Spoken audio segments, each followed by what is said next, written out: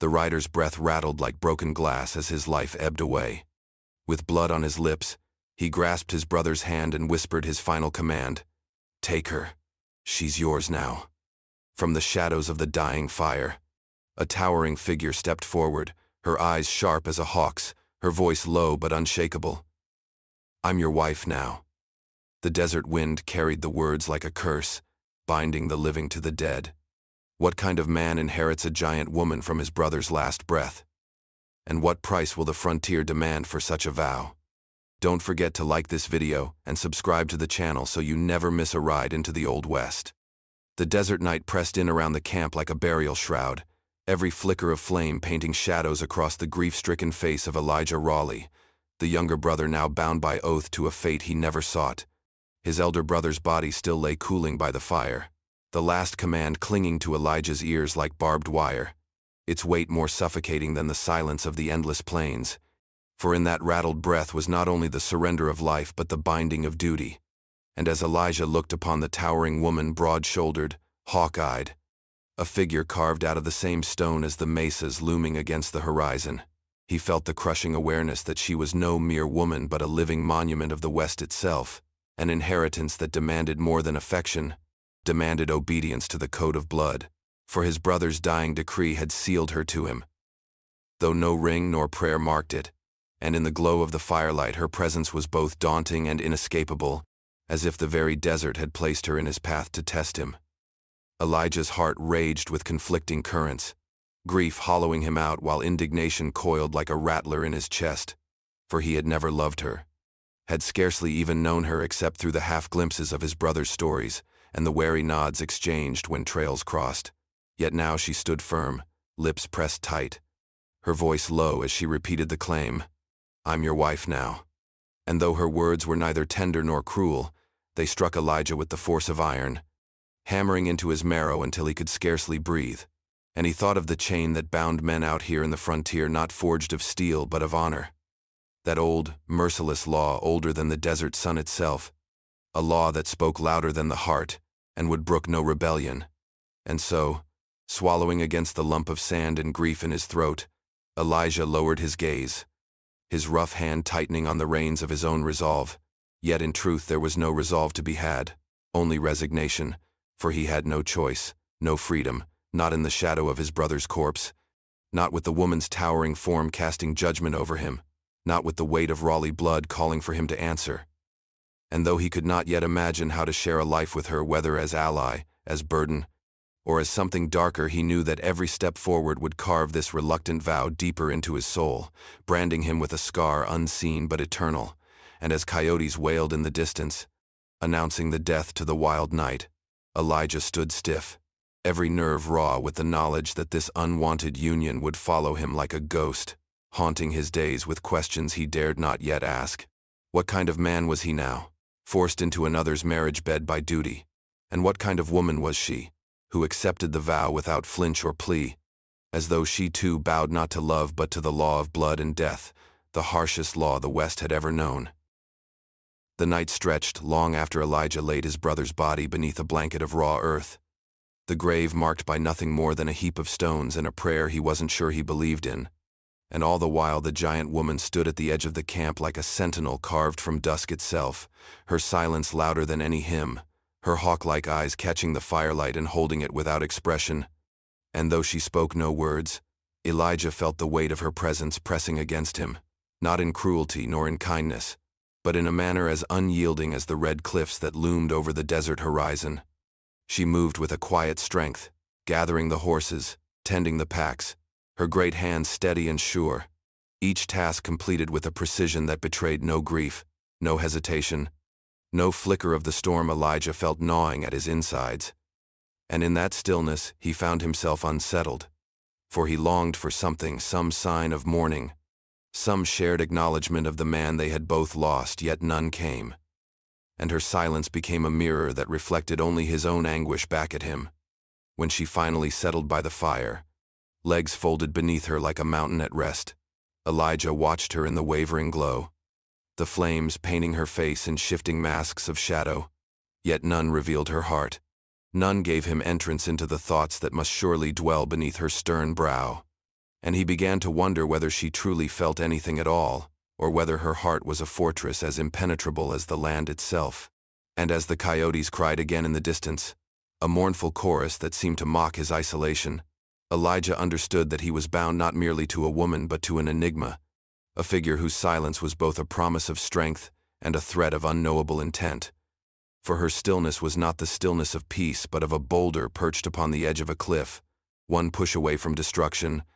and though he yearned to ask her who she was beyond this oath, beyond his brother's dying words,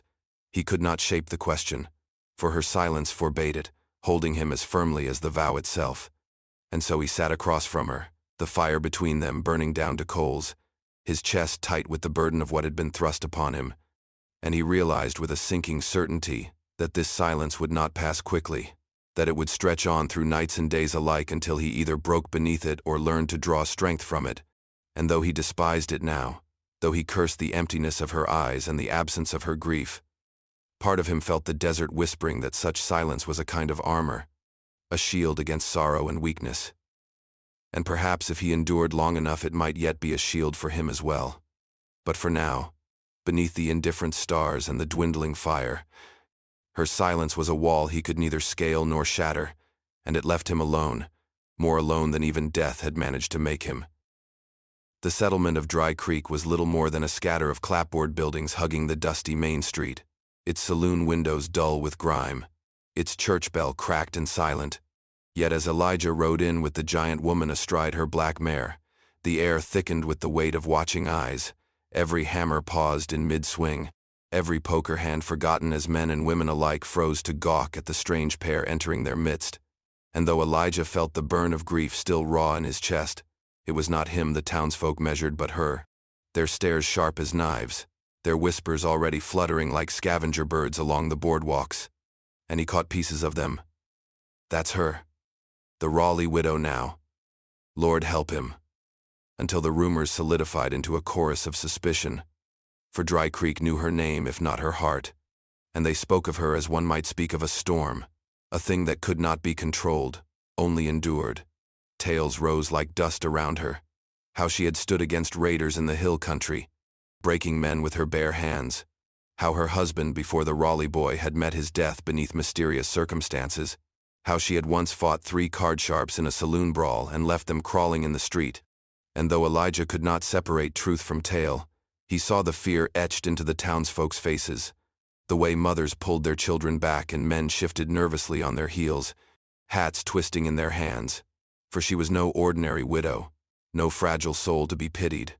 but a towering presence who carried her silence like a weapon, and Dry Creek responded as the West always did to power it did not understand, with whispers and suspicion clinging to her like a second skin. Elijah dismounted stiffly, feeling the heat of their judgment creep up his neck, and though he wanted to shout that she was flesh and blood, not legend,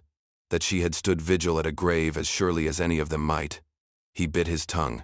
for the giant woman herself gave no defense,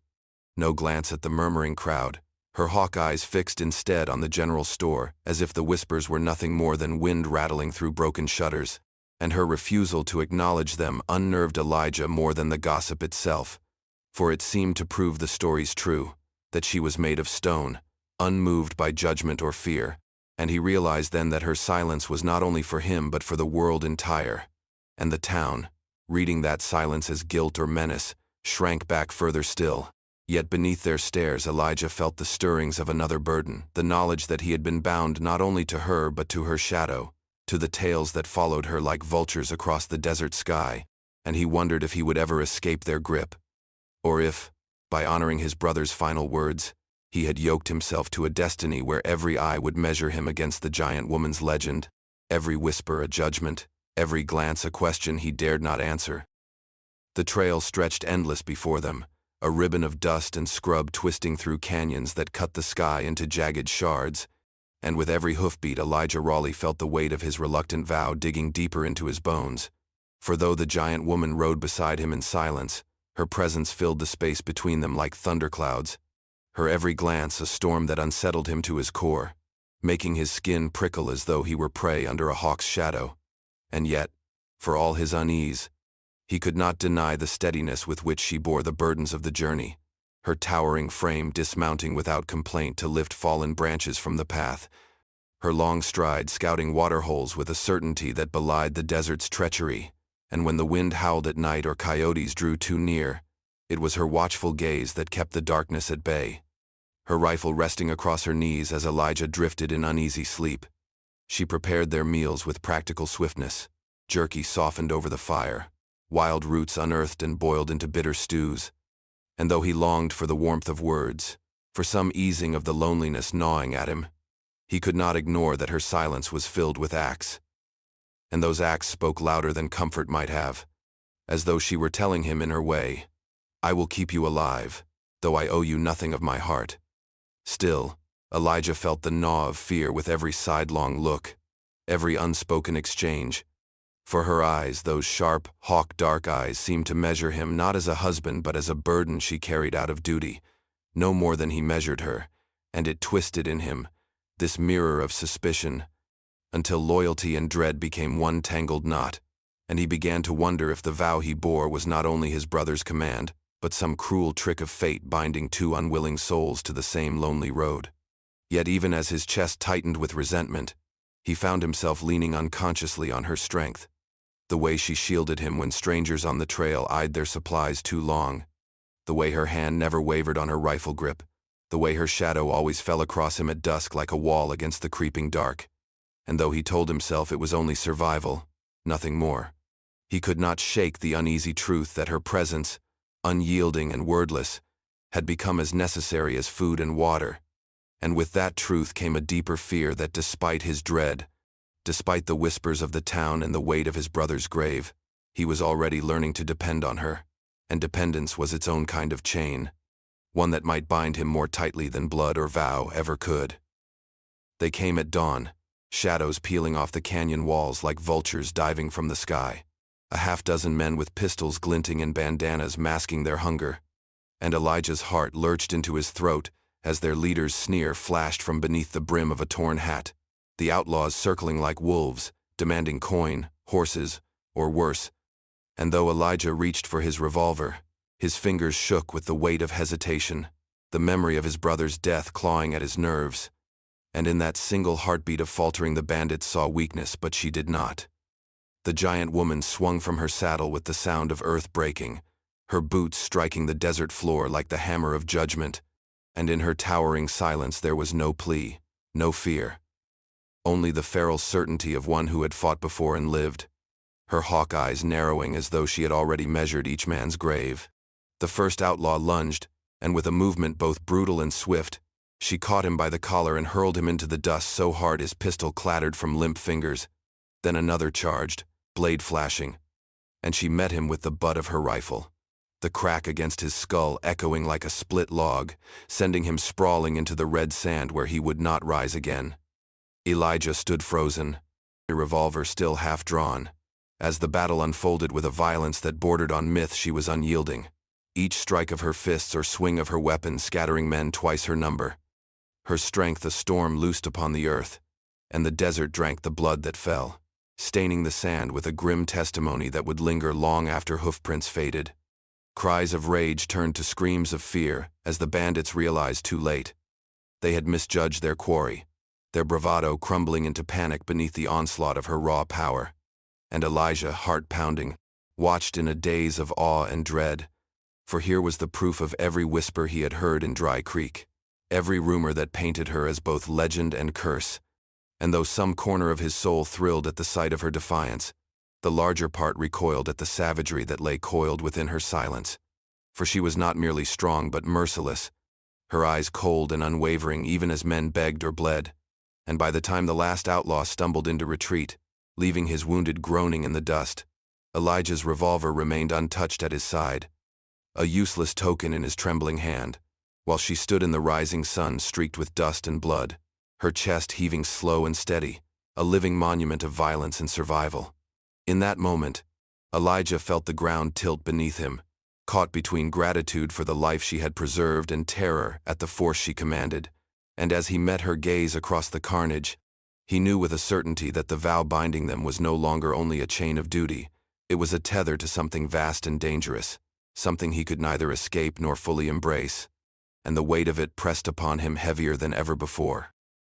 The battlefield after the bandits' ambush was a graveyard of dust and blood, the desert earth still shivering with the echoes of gunfire, and Elijah Rawley, hands raw from digging shallow graves for the fallen, thought the worst of the day had passed until the giant woman, prowling through the wreckage with her uncanny, hawk-like patience, halted by the splintered remains of a wagon and tilted her head as though listening to something only she could hear. Elijah started to call her back, eager to be gone from that cursed ground before more scavengers or avengers appeared. But then he heard it too soft at first, a sound so fragile he almost mistook it for the wind, sighing through broken boards. But then clearer, a whimper, a human cry too faint for grown lungs, and as she stooped, tearing aside a crate with one enormous hand as if it weighed no more than kindling, the truth revealed itself. A child, no more than 7 years by Elijah's reckoning, crouched in the shadow of splintered wood, his limbs little more than sticks wrapped in rags, his face smeared with dirt, eyes wide and hollow with the kind of hunger that gnaws the soul as much as the body. Elijah's heart sank, not out of pity alone but from the hard truth of the frontier. Such strays rarely lived long, and those who did often lived worse than death, sold off to whomever saw profit in them. And his first instinct was to turn away, to mutter that the boy was not theirs, that survival demanded they ride light and unburdened. But when he looked to the giant woman, her face usually unreadable as stone, he froze, for her eyes had shifted, the hawk's sharpness still there but softened by something deeper, a well of grief and tenderness that cracked her silence wide open. And in that gaze Elijah glimpsed not the merciless fighter who had broken bandits but a mother mourning a child she had once carried to a desert grave. "He comes with us," she said, voice steady yet lined with a plea so raw it stilled Elijah's protest before it reached his tongue, and though every practical thought in him screamed against it, one more mouth to feed,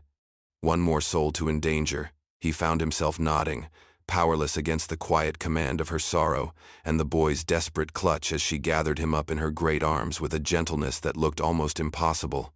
They lifted him to the saddle, the child clinging weakly as though the woman herself were the last solid thing in a world gone to dust, and Elijah rode alongside with unease gnawing his gut. Yet he could not look away from the sight of her enormous frame bent protectively around the boy, her silence no longer a wall but a shelter. And as dusk bled into night, they made camp, and she fed him spoonful by spoonful from their meager stew, wiping his chin with a tenderness at odds with the blood still drying on her hands. And Elijah, watching across the fire, felt the ground shift beneath him. For though he still bore his brother's vow like a chain, though he still feared the storm her presence drew, he could not deny the fragile bond now tethering them, a bond made not of duty or silence but of the boy's small, desperate trust. And in that moment Elijah understood with both dread and reluctant wonder that the child had bound them in ways his brother's last command never could, weaving them together with a thread as fragile as breath yet stronger than the desert itself. The desert night was deep and endless, stars scattered across the sky like cold embers, and the only sound was the crackle of the fire where Elijah sat, shoulders stiff, watching the giant woman across the flames as she methodically drew her whetstone along the edge of her long knife, sparks flaring briefly with each pass. And though the boy lay curled between them wrapped in a tattered blanket, his thin chest rising and falling in the soft rhythm of sleep, Elijah felt anything but peace, for her silence pressed heavier than the darkness. And yet, as the fire burned low, she broke it at last not with command or clipped words but with something slower, heavier, a voice drawn not from her throat but from the marrow of her bones. And what she spoke was no rumor, no whisper overheard in town, but truth flayed raw. Battles fought in places Elijah had never seen, where men screamed and bled on hill forts and riverbanks, where she swung her blade until her arms were lead and still they came, until the water ran red and she was left standing alone among the dead. Her eyes did not look at him but at the fire, as if each flame licked alive another ghost, and Elijah, though his blood chilled, listened with the uneasy awe of a man who has stumbled onto a legend too close to touch. Still she spoke on, her tone steady, as though reciting a litany carved into her flesh, of exile from a settlement that branded her a monster because she had survived when others had not. of towns that had tried to use her strength for their own gain, gamblers who wanted her fists at their tables, sheriffs who wanted her as their blade, husbands who wanted her body and nothing else, and each time she had been forced to break free, leaving behind ruin, until she had come into the arms of Elijah's brother, who, unlike the rest, had not sought to own her but had simply asked her to ride at his side. Her voice faltered only once, trembling like a reed in a storm, when she spoke of loss, and Elijah leaned forward before he realized he had. For her words then carried not steel but sorrow. She told of the child she had carried, the one born beneath a pitiless desert sky who had not drawn breath. And for the briefest moment the firelight caught tears glistening at the corner of her hawk-sharp eyes, tears she did not wipe away but let fall like tiny offerings to the flames, and Elijah felt it strike him deeper than any tale of violence, a raw wound hidden beneath her armor of silence. Yet almost as soon as the words left her lips, she gathered herself, her jaw setting hard again, her voice turning to iron, as though she had slammed shut the door she had accidentally opened. And when at last her eyes turned to him, Elijah saw not only the towering figure who had shattered bandits and scattered fear, but the wounded woman beneath, scarred by betrayal, haunted by loss, and stronger because of it. And he realized with a kind of awe that her silence was not emptiness but armor, forged from every scar the West had given her. He longed to speak, to tell her he had heard, to bridge the chasm between them with something human, but the words died in his throat. And when the boy stirred in his sleep and she turned her gaze back to the flames, the moment was gone, leaving Elijah to sit in the hush of the desert with only the crackle of the fire and the weight of her truth burning in his chest, knowing he would never look at her as he once had. For now he saw not just the giant but the woman within, both terrible and broken, both stronger and more fragile than he had ever imagined. Ash Hollow was a place worn down by dust and suspicion, its crooked signposts swaying in the wind, and its main street lined with townsfolk who carried fear in their eyes the way others carried pistols. And when Elijah rode in with the giant woman at his side and the boy nestled before her on the saddle, the air shifted like a congregation holding its breath, whispers trailing after them in the familiar way that made Elijah's stomach knot, for her reputation always arrived first, a shadow heavier than her steps. And yet this time it was not merely the stares of strangers that cut into him but the sharp eye of the law itself. The sheriff came striding down the boardwalk, his long coat flapping like a crow's wings, a star pinned crooked to his chest and his face carved from years of watching men hang, and with a tilt of his hat and a grim set to his jaw he motioned Elijah aside, speaking in the low, pointed tones of a man who wanted no witnesses but also no doubt. "You're young, Rawley, young enough to build something that ain't cursed. But if you stay tied to her, you'll be dragged under when her enemies come calling. And they will mark me on that. Boy, you can ride free if you cut loose now. But ride with her, and you're riding toward your own grave." Elijah swallowed, throat dry, for the words struck with the cruel logic of the frontier. And for a long moment he let himself imagine it the release of casting aside his brother's vow, the freedom of stepping out from beneath her shadow, of building a life unshackled by her silence, her violence, her endless trail of whispers, and he felt the temptation gnaw at him like a coyote at a carcass. But when his gaze wandered back to the steps of the saloon, he saw the boy, small hands clutching at the giant woman's skirt, his face half hidden in the folds of her clothes, yet his eyes clinging to her as though she were the only solid thing in a world forever, shifting beneath his feet, and she, for all her hawk-eyed sternness, had bent just enough to rest her broad hand on his narrow shoulder, steady and protective in a way Elijah had not known her capable of. And that sight struck him deeper than the sheriff's warning, for it revealed a bond that no lawman could measure and no outlaw could sever, a bond fragile yet fierce, forged not in command but in choice. And Elijah realized that to abandon her now would not only break his brother's dying wish but betray the child who had bound them together with his desperate need. Still, the sheriff's words clung to him like burrs, sour and sharp, reminding him that danger was no longer a distant rumor but a certainty riding toward them from beyond the horizon. And when Elijah mounted up again, jaw tight, he felt both the pull of escape and the weight of loyalty dragging against each other in his chest. And as they left Ash Hollow behind, the lawman's voice followed him like a curse, whispering of a reckoning yet to come. Even as the boy's small form pressed close against her side was enough, for now, to tether him fast to the vow he had once despised and now could not release, no matter the cost. It began with a whisper of tremors across the plain, a faint vibration beneath the horse's hooves that grew into a drumbeat, then a thunder, until Elijah Rawley knew with a bone-deep certainty that the reckoning the sheriff had promised was no longer a threat but a truth riding fast upon them. And when the horizon split with dust and the silhouettes of armed riders rising like phantoms from the earth, his breath caught, his hand tightening uselessly on the reins as dread pooled cold in his gut. These were not drifters or common outlaws, but a force bent on vengeance, men hardened by blood feuds, their rifles catching the morning light like shards of fire, their formation too sharp to be anything but deliberate. And though every survival instinct screamed at Elijah to flee, to cast aside the chain binding him to a woman who drew enemies like moths to a flame, he turned instead to look at her towering and still in the saddle, her eyes narrowed not in fear but in grim recognition, her broad shoulders braced for the storm she had long known would come. And in that instant Elijah saw her not as a burden but as a figure of inevitability, the embodiment of the vow he had once resisted, and now felt dragging him forward into the fire. The boy clung to her side, small arms wrapped around her waist, his face pale but trusting, and Elijah felt the choice slam into him with the weight of the desert itself. Abandon them now and live free in shame, or ride into hell at her side and claim the vow as his own.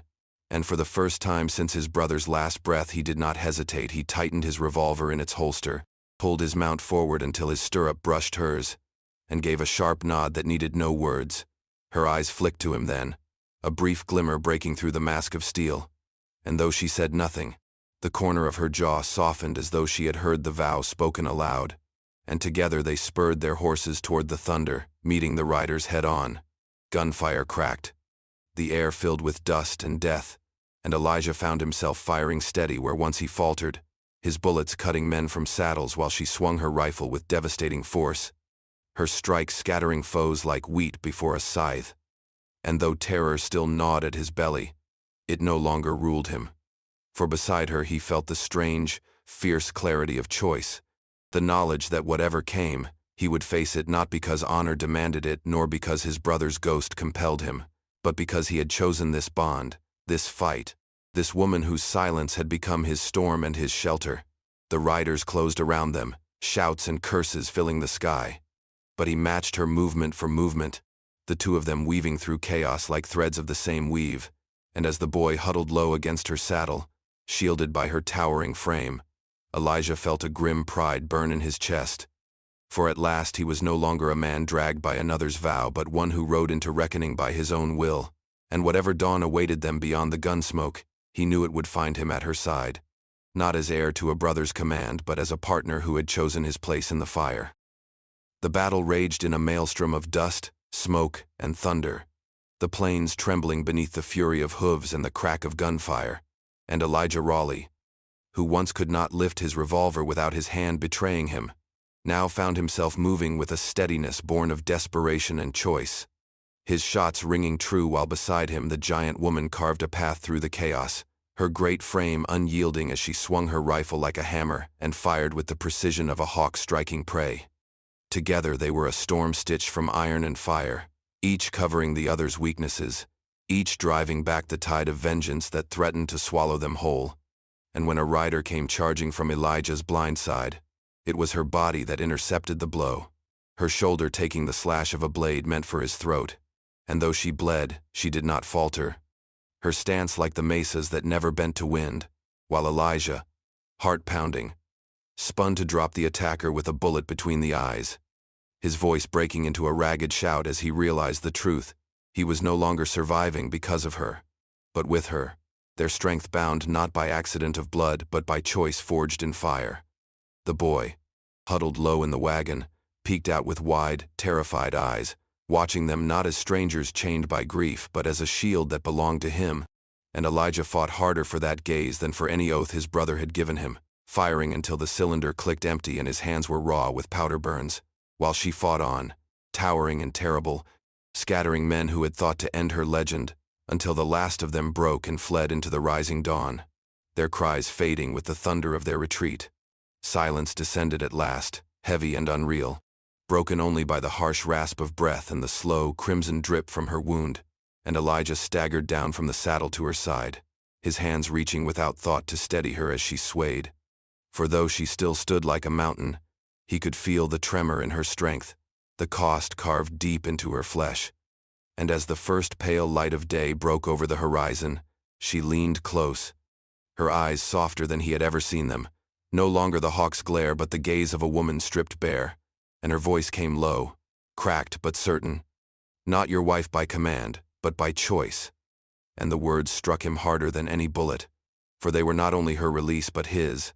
a severing of chains and the forging of a new bond that belonged to no one's ghost but themselves. Elijah felt the vow settle in his chest then, no longer a burden or a curse but a flame he tended willingly, and though his throat tightened with words he could not shape, he answered her in the only way that mattered by closing his bloodied hand around hers, holding fast as the sun climbed higher, sealing their survival, their bond, their belonging in the light of a new day. And for the first time since death had whispered its curse, Elijah Rawley accepted the vow as his own. Not commanded, not inherited, but chosen, and in that choice found the beginning of something stronger than fear, stronger than silence, stronger even than the frontier itself.